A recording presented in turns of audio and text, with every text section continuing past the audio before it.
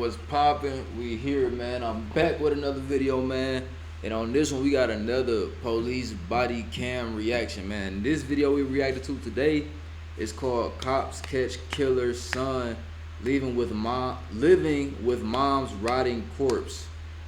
I don't know why it's so hard for me to just read that, but man, it just get crazier and crazier the more we go on with these videos. As I tell y'all all the time, man, you can never put nothing past nobody, no matter how crazy the situation may sound.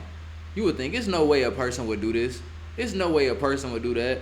Whole time, anybody could be capable. You know what I'm saying? Even the people you wouldn't expect. But I ain't gonna do too much talking about it, bro. You know what I'm saying? Let's get into another unfortunate situation. Let's go.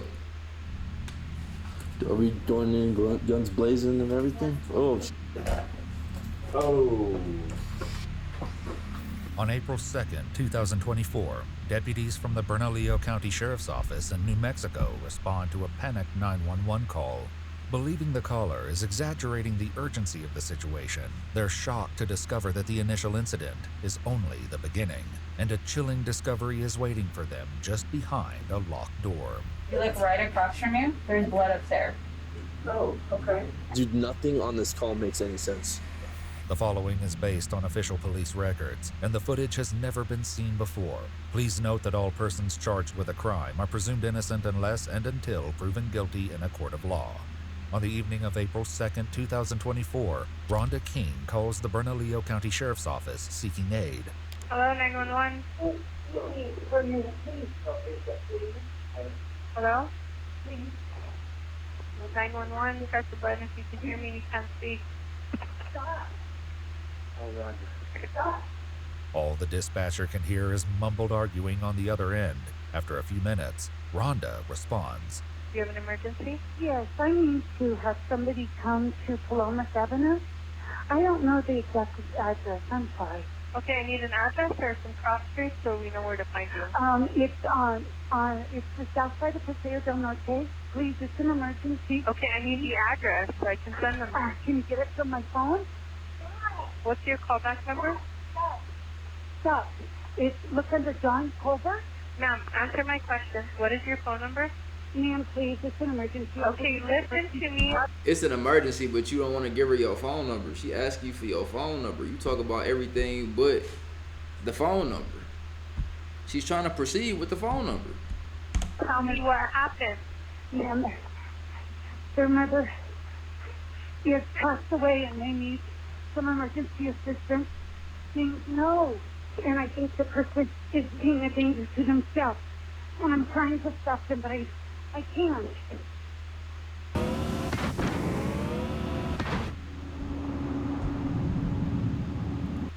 Rhonda identifies the other person in the home with her as 59-year-old James Colbert, her friend and ex.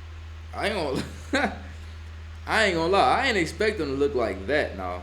For some weird reason, when I seen the title, Cops Catch Killer's Son Living with Mom's Rotting Corpse, I envisioned like a young person. I wasn't envisioning a 59-year-old man with cold sores all over his lips. That's not what was going through my mind when I seen that title.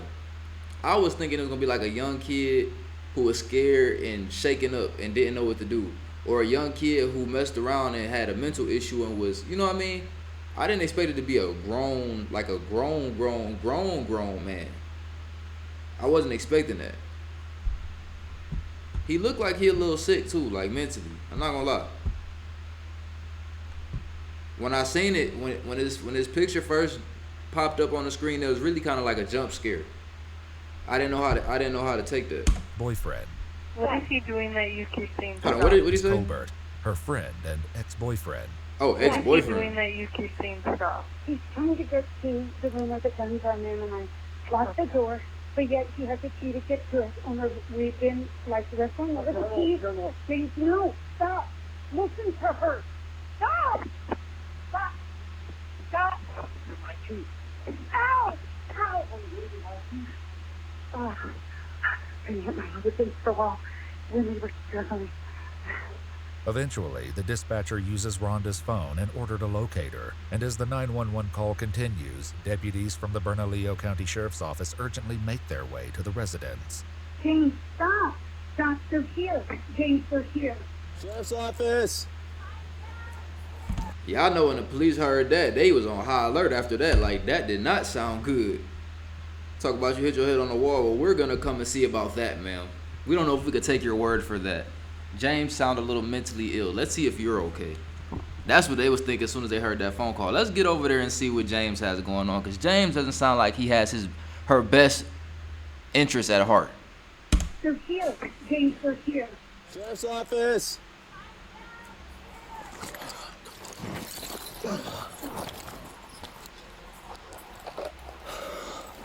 Sheriff's office.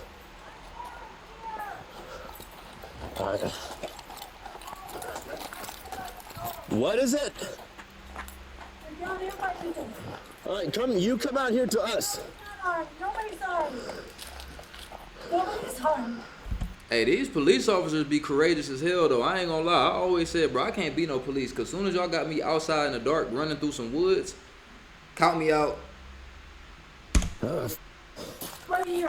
I think he's in shock. His mother passed away. And he's the sole caregiver, but I just think he's in shock. And I called him late today.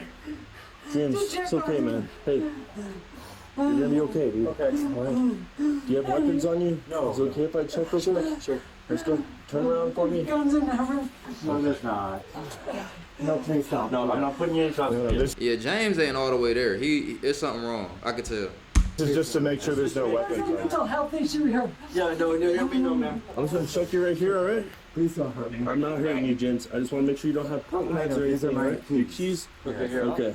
These are the keys that I have. Yeah. All right. So, James. Can I talk to you outside, brother? Yes, can you do one thing though? Yes, sir. This door cannot be locked. Can we open that door, please? Why? Do we need to open it right now? Yes, because it's the heating stuff doesn't work if it's locked. Okay. I will be sure to unlock it. I will unlock it Can you here. go back around the front, please?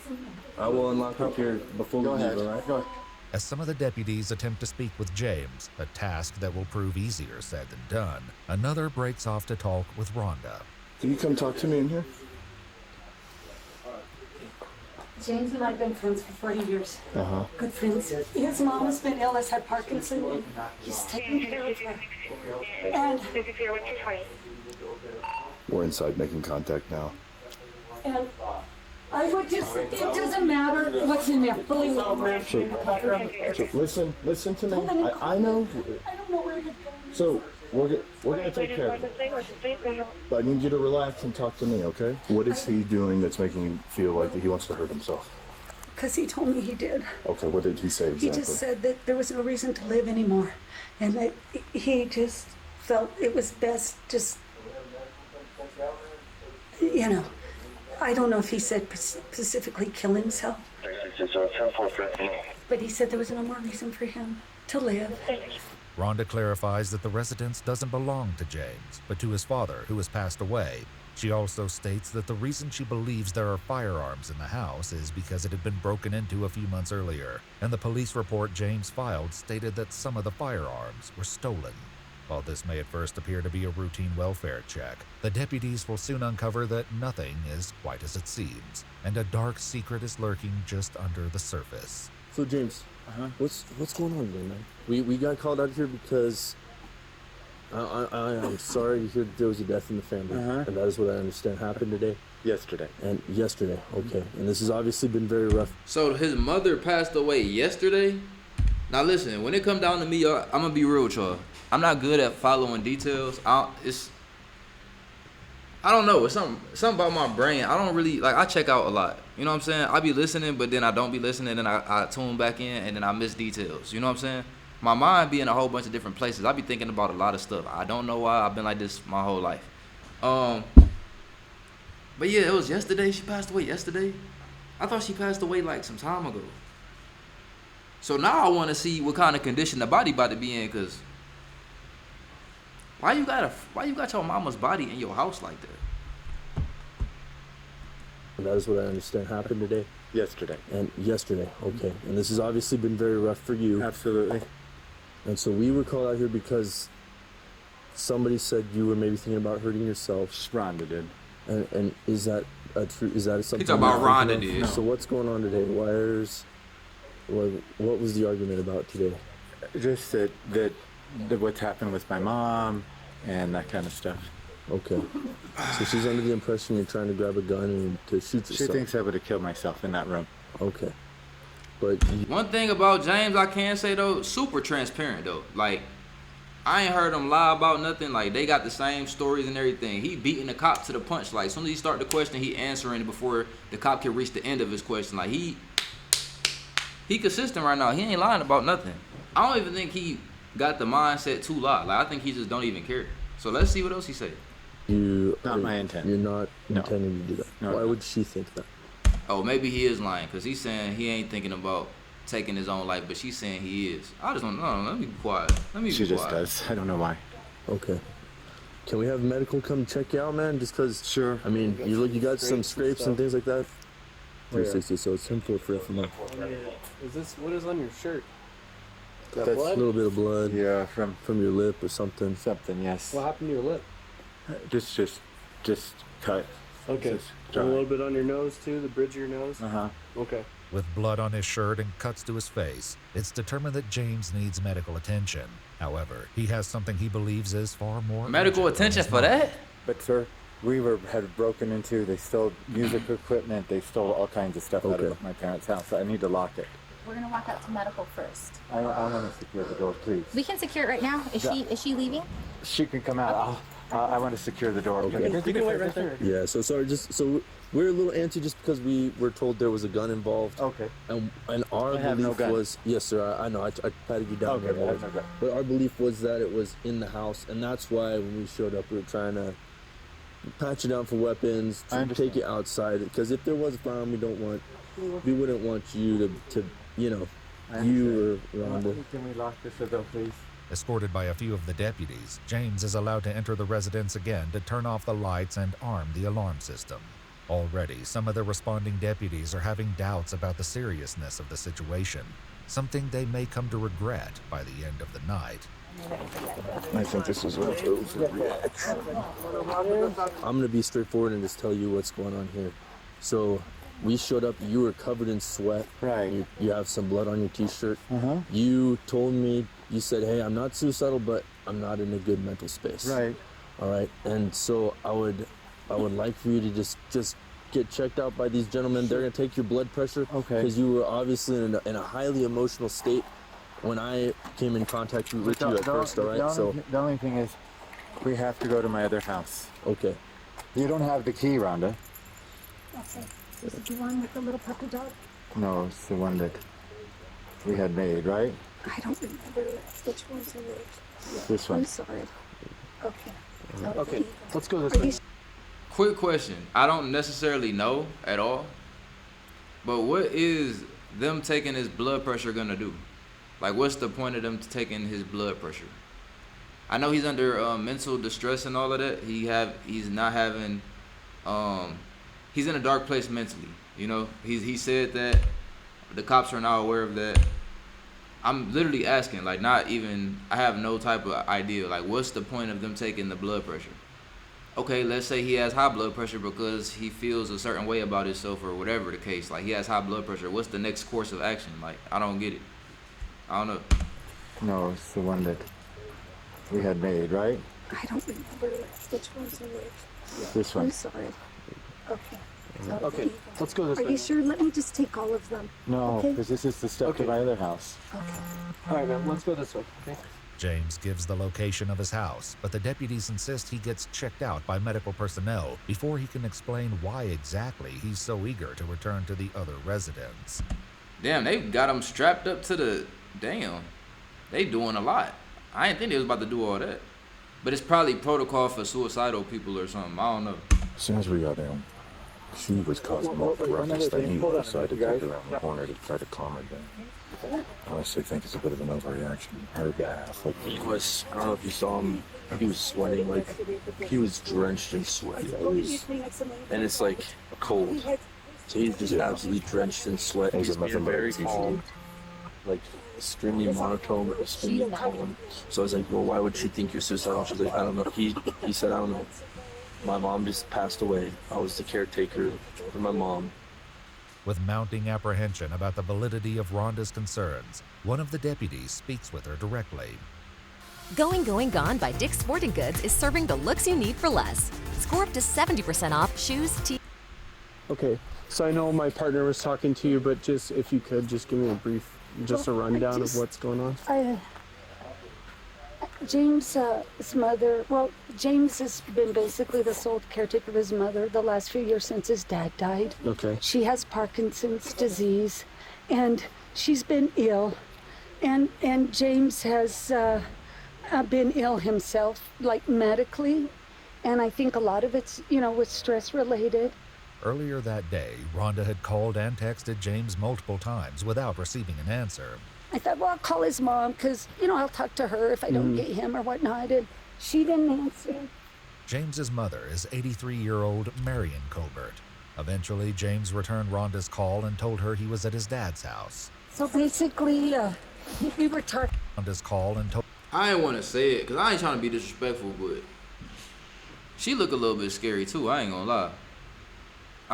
Like, I don't know anybody who done grew up a certain type of way, but like, y'all ever had that one lady that y'all knew, whether it be like a teacher or one of your grandparents' friends or like somebody, or like, I don't know, like just somebody, an adult in your life, you know what I mean? That just kind of creep you out a little bit. Like, that's kind of the vibe she give me. Like, and RIP, like, I'm just, let me be quiet. Told her he was at his dad's house. So basically, we were talking and he said his mom passed yesterday. And I said, well, we need to call 911, James. Let's go reach the house. And he was adamant, but no, we needed to come here and lock. We need to go in here. And I was afraid to let him go by himself. Okay. Because I was afraid that he would go in and he might hurt himself. It was around this point that she called 911. I see you've got a little bit of a cut on your head. Yeah. Did he hit you? No. Okay. When I was trying to keep him from going into the door, the wall there. Okay. Can you move your hair a little bit? I just want to make sure. Yeah. Okay, because we have medical here. So. Oh yeah. Yeah. We're gonna have medical take a look at you as well. Okay. And trying to hold him, and he was pushing to get around me. And when I did, I hit the edge of the wall. Okay. I'm gonna put some gauze around there. Okay. Okay. Are you gonna wrap it? Yeah. Are you serious? I have to stabilize that gauze. Oh no! Really? Okay. All right. As Rhonda's injuries are being addressed, some of the deputies share their thoughts on the situation.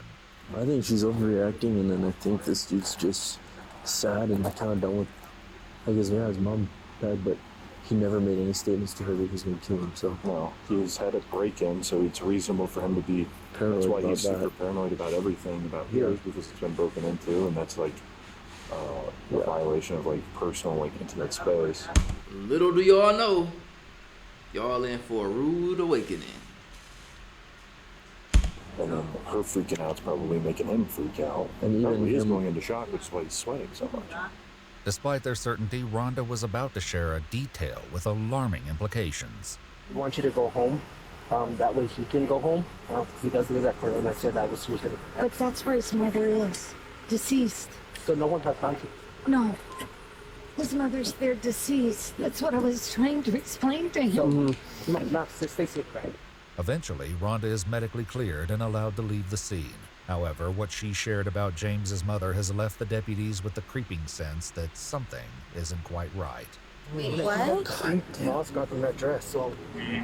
What? Yeah, she just told me that mom passed away last night, his mom. And then she's still there. I ain't gonna lie. Mrs. Officer right here low-key looking kind of right. I ain't gonna lie. She low-key kind of look good. I love when I see a pretty police officer. It's a bittersweet thing. It's bitter because I know I would never in my life be with a police officer. But it's a sweet thing because she just look good in the uniform. You know what I'm saying? Make me think about Halloween.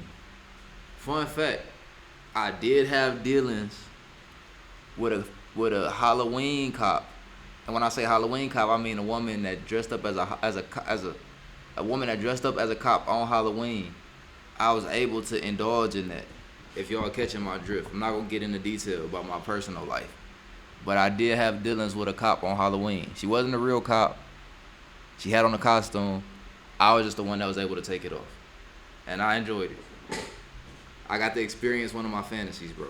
And she's still at the house and no one has gone. What? Yeah, we need to like all get in a circle and because this is out of control. Supposedly this lady said that his mom passed away last night and she's still there. Nobody has gone. She's still deceased in the house.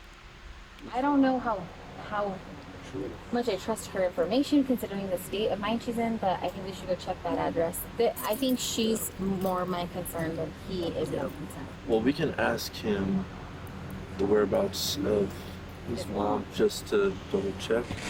Still, some of the deputies' doubts about Rhonda linger. I think she's more of the, I guess, aggressor, if you will. Yeah, she's off the block. James has been placed in an ambulance for evaluation. However, he's refusing to be transported to the hospital. James, real quick, brother. I understand, so your mother passed away last night, is that correct? Yesterday. And yesterday? Morning. Yesterday morning? Okay. And was medical called out or law enforcement? Okay, so where is she now? At my house. So we will have to go down there and make sure she's taken care of according to how we handle those kind of calls. Okay, so give me 1 second. I'll go let my sergeant know that we have to go down there. And this was yesterday morning? Okay. And where would she be in the house? In the hallway. In the hallway? Okay.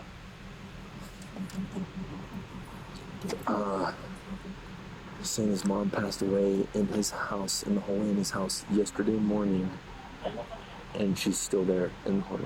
And he never called EMS or 911. Bro, this is my problem. This is what I'm trying to tell y'all. And y'all not gonna believe me when I say this.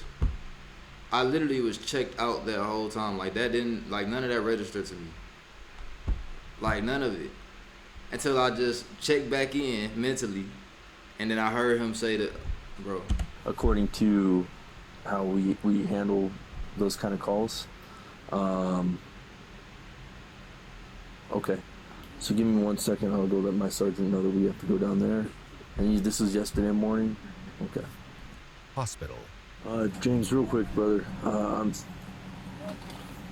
understand, so your mother passed away last night, is that correct? Yesterday. And yesterday? Morning. Yesterday morning? Okay. And was medical called out or law enforcement? Okay, so where is she now? At my house. So we will have to go down there and... Oh, that's why I missed it. It wasn't dramatic or nothing. He just straightforward said it, and I just didn't pick up on it. Bro, James is extremely honest. I'm not gonna lie. Like, James ain't the type that you gotta really get to, like, you don't gotta, like, shake him to get the truth. He just gonna tell you. He has nothing to hide. Passed away in his house, in the hallway in his house yesterday morning, and she's still there in the hallway. And he never called EMS or 911. We need to go there. Oh, me, you, and let's us three go. Okay. This is nuts. So your mom dies. Why would you not call him? In the hallway. That's another thing is, people don't die in the hallway. Old people don't die in the hallway. You die in bed. They die in... Why don't they? You could die anywhere. Old people don't die in the hallway. What? I'm not taking sides or nothing. I'm just saying, though. Like, what do you mean? It can happen anywhere. People don't die in the hallway. Old people don't die in the hallway. You die in bed. They die in bed or on the bathroom, not in the What? hallway. That don't even make sense. And then he's in shock, and then he didn't call us. The first thing you think would happen, you'd call somebody. You're like, hey, my mom just died. So your mom dies, dude. You've been taking care of her for the last 20 years. What's your reaction gonna be, dude? Are you gonna be like, oh, damn, mom died in the hallway. Let me leave her there for over 24 hours and go run errands and go to her house and start rummaging through stuff. What are you doing there, dude? She's just decapitated in the hallway. And then that's another thing is, I thought. Here's another thing that's weird. We got called out for 431 threats for him. Like, imagine something happens, you're not well mentally. Your mom is, dude, nothing on this call makes any sense. It's still think Rhonda was a little crazy, but I thought she was straight up lying that they were on the thing. Yeah. The deputies can't see anything amiss from outside the house. Nobody's in danger, but they're dead in suspicious, I would argue, Sheriff's office. suspicious circumstances. Oh, I agree with you 100%. But stay in New Mexico because of the fact that they'll say, well, there's no exigency, she's already dead, she can't get more dead. She can't be more dead. It's crazy. Oh yeah. Do you smell the stench of death? Now there's someone.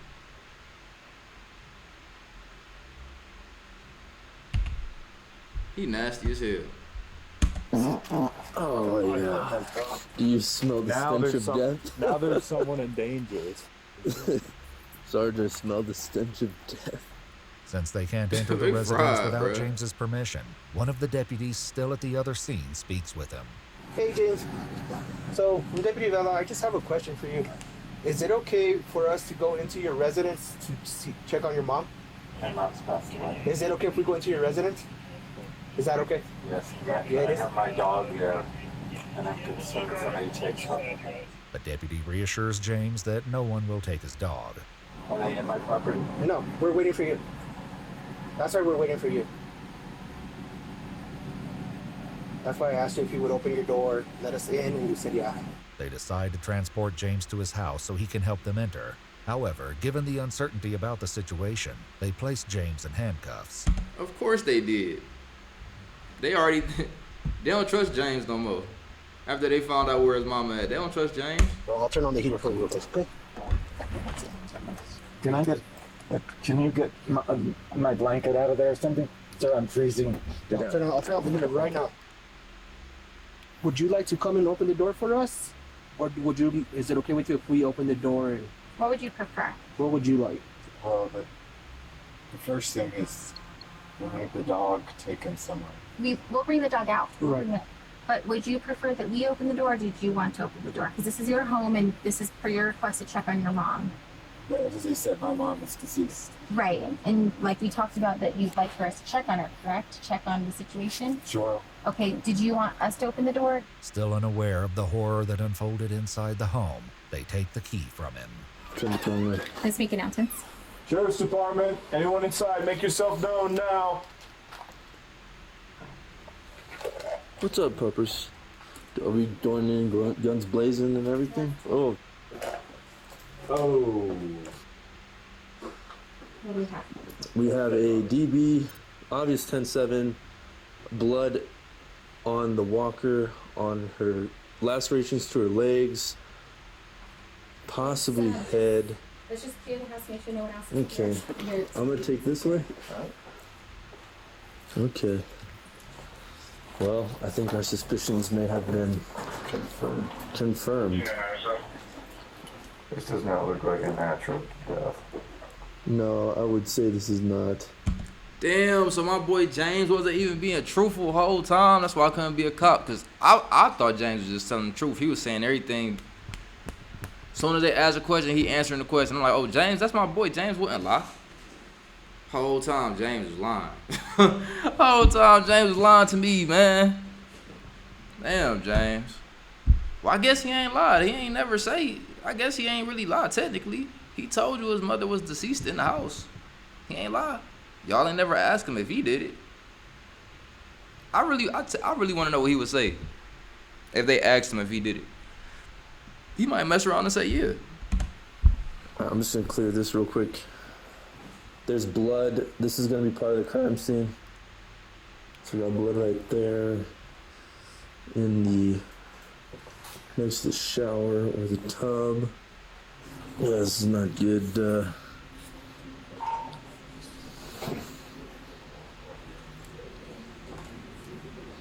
Hi, I'm Nicole Hockley from Sandy Hook Promise.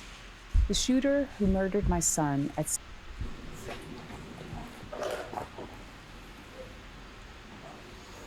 There's hair right here. Okay. I think this is probably her. Yeah, let's secure the house. We'll call for animal control to secure the dog. Mrs. Officer, arrest me. No, just playing. But listen though, I ain't gonna lie. I don't know. I ain't gonna say too much. Just don't step on that right there. Step on anything?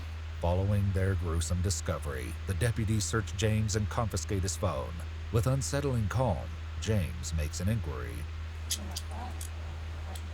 Did you all take the dog outside? We have not taken the dog outside just yet. Hold on.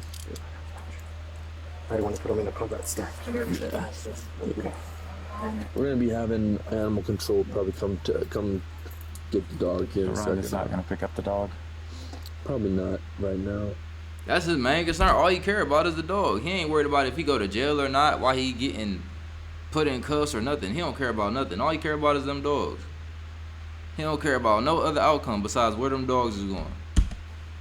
A lot of weird going on with this one. I don't know if it's just because the body's deteriorating, but her state of undress, the way she's positioned, like none of that makes any sense. Right.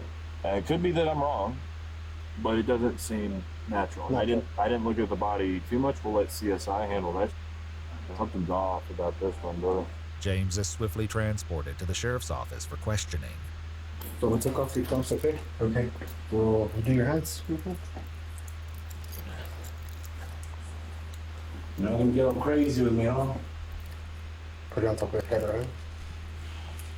Stay there. Deputies remaining at the scene secure the rest of the property, wary about what other horrors they may stumble upon. If we find Dad in here, I'm gonna be pissed. It's getting weirder and weirder the longer we're here. I just wondered, like, what his plan was. I don't know. I think the shoulder on accident, maybe panicked, didn't know what to do. Decided, I'm just gonna kill himself. Yeah. During questioning, James would eventually provide an answer to that question, as well as explain his mother's disturbing fate. Oh, sir. What y'all think he about to do, man? Y'all think he about to just tell it all and be truthful? Or you think James about to get the line? Because if I know one thing about James, he will tell you what you want to know. So let's see. To that question, as well as explain his mother's disturbing fate. Well, sir, that's for you in case you want that. Thank you. So, I wanted to talk to you today about your mom, just because your dad was treated as to do with this. Of course, until I prove otherwise, you know? It's just part of the process. The detective reads James's Miranda rights and he agrees to speak. James, can you help me understand why you're here? So not have time. So can you tell me more about it? She's been living with me for the last 5 years or so, and we've been having some conflict of late. Just you know, disagreement or conflict, and you know, she said she sometimes makes some, you know, derogatory statements to me. Like the dog wasn't fed sufficiently, that's why she doesn't have enough weight, and it's gonna kill the dog. Oh yeah, she threatened that dog. That's why she gone out. As we all know, James don't play about his dogs. As soon as I heard him say the word dogs, I'm like, oh yeah, he definitely did it. There's no way around it. You don't mess around with James's dogs. Oh yeah, that's where she messed up at. She shouldn't have said nothing about them dogs. I'm not saying it's right that he did it, but I'm just saying I know James. If it's one thing about James, I do know he do not play about his dogs. I'm just saying. I think that's why she doesn't have enough weight, and it's gonna kill the dog. Though James appears less than enthused over the prospect of discussing what happened between him and his 83-year-old mother, Marion, the detective next asks the question likely on everyone's mind. How come you didn't call and did a shot about what had happened? I was thinking I should just kill myself. It seemed the cop did guess that though. That despite the deputy's certainty that Rhonda had been overreacting when she called 911, her fears had been justified. Still, a question remained. How exactly had Marion passed? She had fallen off of a chair, that chair that she's on now, and so I put her back on the chair. Despite this claim, Marion's injuries couldn't have been caused by a fall. Oh, James, you broke your truthful streak, bro. You lying. I know that's a lie, James. You are no longer to be trusted. I thought you was gonna tell the truth, and nothing but the truth. James states that it was around 11 a.m. on the 1st, over 2 days earlier, when he realized his mother had died as she sat in her walker in the hallway. He admits to leaving her sitting in that chair for around 15 hours before he noticed that she had passed. Instead of calling 911, James carried on with his day, heading to work and even sleeping in the house with his mother's corpse. Damn. He only told someone about Marion's passing when Rhonda met him at his father's house. That's Some crazy. of the deputies discussed the horrific nature of this fact while at the scene. You wake up, get your normal cup of coffee, and then right in the corner of your eyes, mom's bloated, decaying corpse in the hallway. What do you think the dog thinks? The dog's like, please stop looking at me.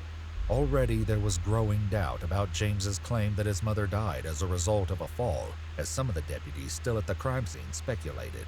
That's a little bit weird, dude. I think what happened was they had an argument. He killed her. Kind of went crazy. Went back to her house for some reason. Maybe he was suicidal. Dude, this wow, bro. This girl was straight up murdered. She looks like she got the beat out of her, and she's in her walker. Not in a walking position, she's like seated down in her walker, leaning back, like naked except for a diaper. Huge lacerations all over her legs, arms, That's face. crazy. Blood spatter on the walls, on the floor. I'm gonna assume, yeah, like this is a homicide. How are you? Well, I looked into the face of straight evil today, it feels like. This guy's an actual psychopath. Following Marion's death, the rest of her family had to be informed. James, bruh, I wanted us to be cool, bro. I really had faith in you, James. Now the title do say cops catch killer son. I mean, I should have knew better than to trust you, James. I just should have knew about the tragedy. Hi, Sergeant Nace. I am Lisa Colbert, and your officers were here at my home a few hours ago. Yes, ma'am. And, you know, we have a horrible, horrible situation. Absolutely. I'm very sorry for your loss. We're blown away. My husband is in a huge proposal meeting with the government today. He doesn't even know this yet. Lisa eventually told her husband, John Colbert, James's brother, about his mother's death, and the two came down to the station to speak with detectives. What they shared added a haunting layer to the already disturbing story. I'll tell you what, I'm gonna sit right here. That's good. They discussed Marion, sharing that after she moved in with James so he could care for her, they rarely saw her and only occasionally spoke on the phone. During one conversation a year prior to her death, Marion told them that she feared James may attempt to take his own life. She was so worried, in fact, that Lisa called 911. My mother-in-law called. She's 82 years old. She sounds very distraught. She called about 20 minutes ago. She's very worried about her other son, whom she lives with. She's unable to physically navigate the home. He went to feed the dogs at 5 o'clock p.m., and he hasn't come back. And he's not answering his phone. She thinks something's happened to her son, to my brother-in-law. Okay, so what's your mother-in-law's name? Oh, sir, we have my brother-in-law. Hold on. Is he okay? John! My brother-in-law just answered the phone. Oh my God, this is... Okay, what's her name, your mother-in-law? Marion Colbert. How old is she? 82. Okay, I think she's having an episode of some sort. I think he's okay. He's okay. My husband just talked to his brother. She's having some sort of episode. Once Lisa and John got in contact with him, James also called 911 to clarify the incident. Well, so my mom was trying to get a hold of me, and I had fallen asleep with the ringer off. So she called my sister-in-law, Lisa Colbert, who my understanding called 911 to make a wellness visit. I'm fine. Okay, there's not a problem if you could put that in the record. I will make sure and let them know. Thank you. All right, bye-bye. Would you say she was scared? Oh, terrified. And she believed he was going to do it. You know how he is. He'll get mad at me. He'll yell at me. But in the last few years, 3, don't get mad at me if I hang up. Honey, if James comes in, I have to go. And I'm like, why can't you talk to me? You know, what the heck? Yeah. I said, we have to say we're somehow going to try to help James. We got to do something to help this lady. We knew he would decline. We knew he would be, like always, no, hang up on you, rudely. No, I'm good, I don't need anything, I'll let you know. No, bye. Just shut you down. She calls us again with the suicide, again with, I don't know what to do. And we said, John said, Mom, there's professionals. Mom, but he'll kill me. He'll go off. We can't just call and do that. We can't. No, you're going to get me in trouble. You're going to get me in trouble. Even with this eerie warning, I'm going to be real, bro. And I say this, bro. It's a lot of people in situations, man, where they feel like they don't want to get help because they're scared of the repercussions from the person that they trying to get help from. But, bro, you got to be strong enough to figure something out. You know what I'm saying? It's people who will really help you, man. It's immediate people. Like, if you had enough time to speak to somebody on the phone, like she's saying she was having conversations with the lady, like, that was a moment right there where you could have said, hey, I would appreciate it if maybe y'all could come pick me up. Maybe we can plan something, arrange something, like, figure something out, bro, or I don't know. I feel like it's ways out of everything if you got faith and you really work towards what's the word I'm looking for? A solution, you know what I mean? It's not gonna be easy. I'm not saying it's gonna be easy. I'm not saying it's gonna happen overnight. You know what I mean? Some situations be sticky, but you can't just accept your fate in certain situations, man, because that ain't no way to live.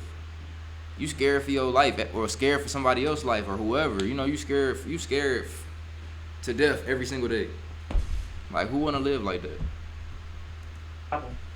Even with this eerie warning, they had no idea just how bad things had become. I didn't call 911 because I knew that I would be found to be doing other abuse. That's crazy. Stuff like that. You know, it's pretty stuff. This detail was apparent to every. See, I told you, eventually James is gonna tell the truth. Eventually James is gonna tell the truth. He just said he did that. He admitted it. He did that. This detail was apparent to everyone who saw Marion's body. In terms of her injury, she's got shin. That one looks like a laceration. Oh, yeah. A lot of these are looking like just tears, but I'm no doctor. So, left shin, right shin, her kneecaps, that tear, shoulder tear. Her face is completely black and bloody. Skin tear to her neck. Okay. Tell me more about her face and where she looks. 6 marks on her face. But how did she get this? From her argument. From you. James be telling the truth, bro. Imagine being able to build anything. James be telling just the by truth. I'm thinking trying to about tell it. y'all. Meet Base 44. I knew James was gonna tell the truth. Like that. So you can open up slap.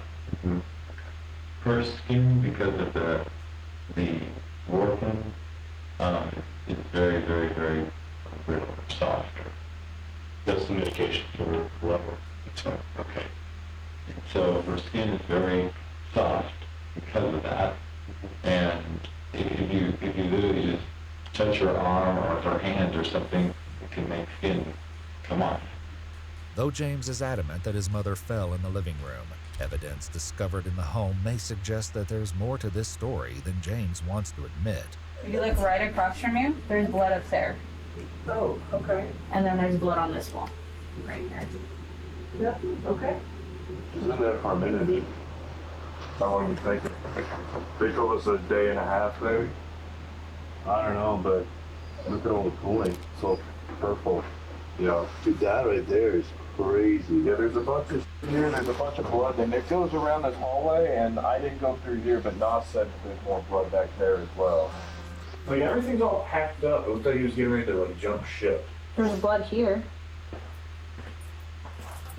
Blood there and there. And there.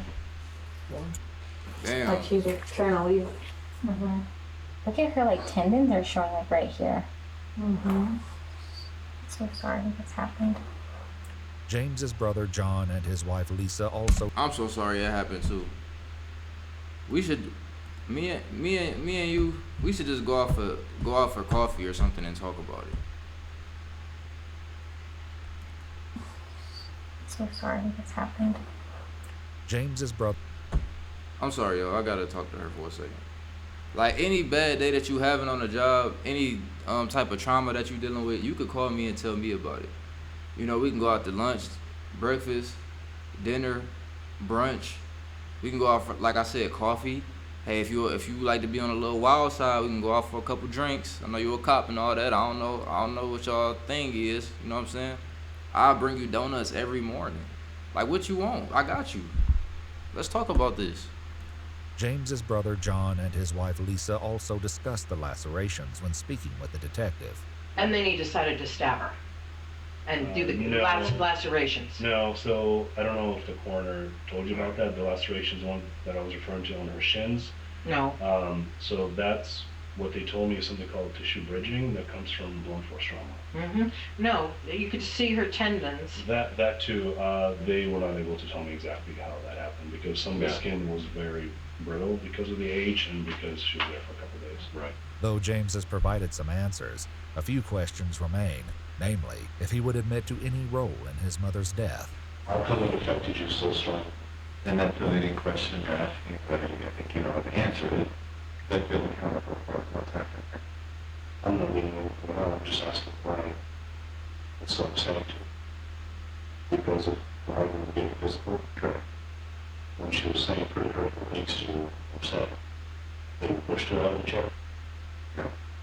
Not my wife. So. With this less than satisfactory answer, the detective leaves James alone.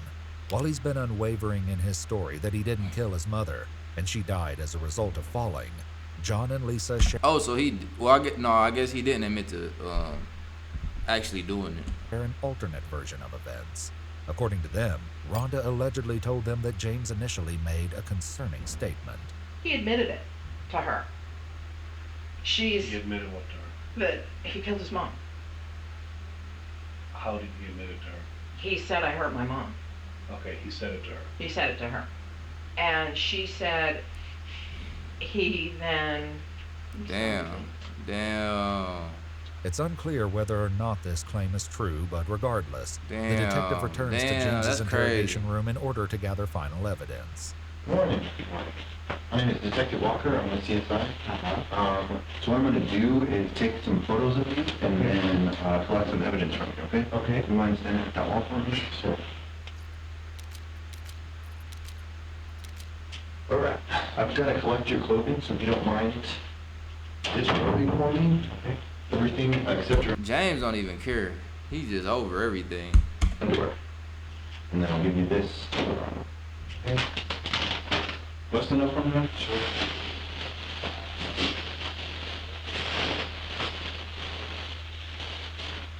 Put your arm from it. Sure. And chickens ready. Okay. Palms together. Bring this up.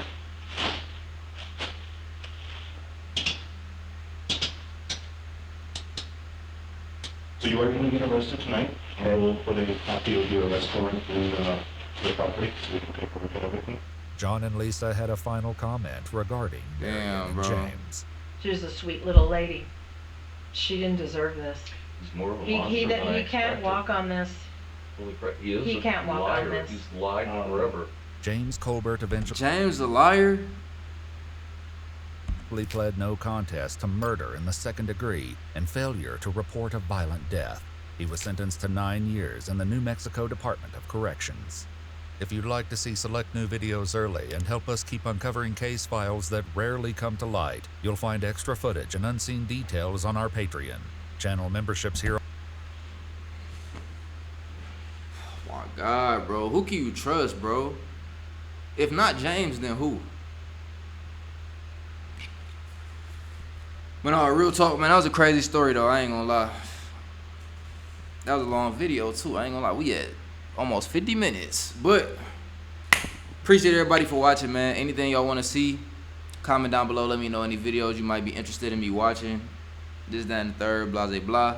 Other than that, I appreciate everybody that's taking their time to kick it with me today, man. But other than that, I ain't got too much to say, man. I'm out.